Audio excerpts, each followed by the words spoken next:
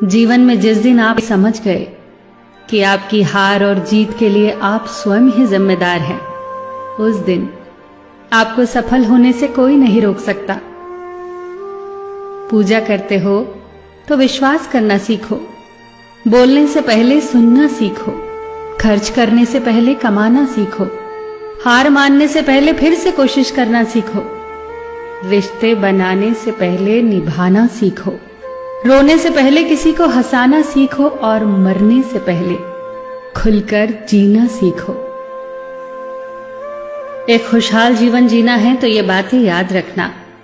जल्दी माफ कर दो, धीरे धीरे विश्वास करो, प्यार सच्चा करो, जोर से हंसो और किसी के चेहरे पर मुस्कुराहट लाने का मौका कभी न छोड़ो। दो बातों में पक्के रहिए, ईमान के और जुबान के। दो चीजों से बचकर रहिए, झगड़े से और मुकदमे से। दो चीजों को कभी न भूलिए, भगवान का नाम और दूसरों का सम्मान। दो चीजों का ध्यान रखिए, कहिए वह जो सच्चा हो और करिए वह जो अच्छा हो।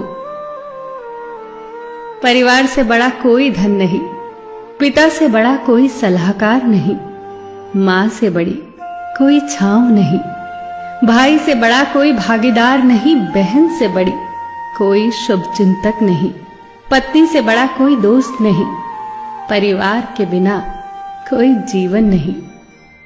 संयम हमारे चरित्र की कीमत बढ़ाता है, परंतु मित्र और परिवार हमारे जीवन की कीमत बढ़ाते हैं। हमारे जीवन के दो प्रबल शत्रु क्रोध और चिंता है। क्रोध से विवेक का नाश होता है तो चिंता से मनोबल का। क्रोध से शांति का नाश होता है तो चिंता से सौंदर्य का। सेवा करनी है तो घड़ी मत देखो, प्रसाद लेना है तो स्वाद मत देखो, सत्संग सुनना है तो जगह मत देखो, भलाई करनी है तो स्वार्थ मत देखो, समर्पण करना है तो दिल देखो, दिमाग मत देखो, और रहमत पानी है तो हर इंसान में ईश्वर को देखो। जो आपके पास है, जिसका आपके लिए कोई मूल्य नहीं, वो किसी जरूरतमंद के लिए मूल्यवान हो सकता है। आपके पास जो है उसकी इज्जत करना सीखिए, क्या पता उसे पाने के लिए कोई रोज तड़पता हो। जो लोग तुम्हारी बुराई करते हैं वो सदैव करेंगे, करते ही रहेंगे, चाहे तुम अच्छा करो या बुरा। इसीलिए शांत रहकर कर्म करते रहो, निंदा से मत घबराओ। निंदा उसी की होती है जो जिंदा है, मरने के बाद तो सिर्फ तारीफ होती है। सुखी जीवन की प्रार्थना करने के बजाय प्रार्थना उस शक्ति को पाने के लिए किया करो जो तुम्हें एक मुश्किल जीवन को सहन करने की क्षमता दे।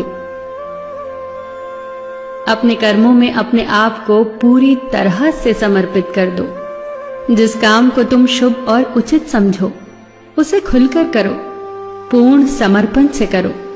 चाहे वो भक्ति हो, विद्यार्जन हो, साधना हो, सेवा हो, तप हो, तपस्या हो, दोस्ती हो, गृहस्थी हो या फिर प्रेम हो, जो भी करो पूर्ण तन्मयता से करो।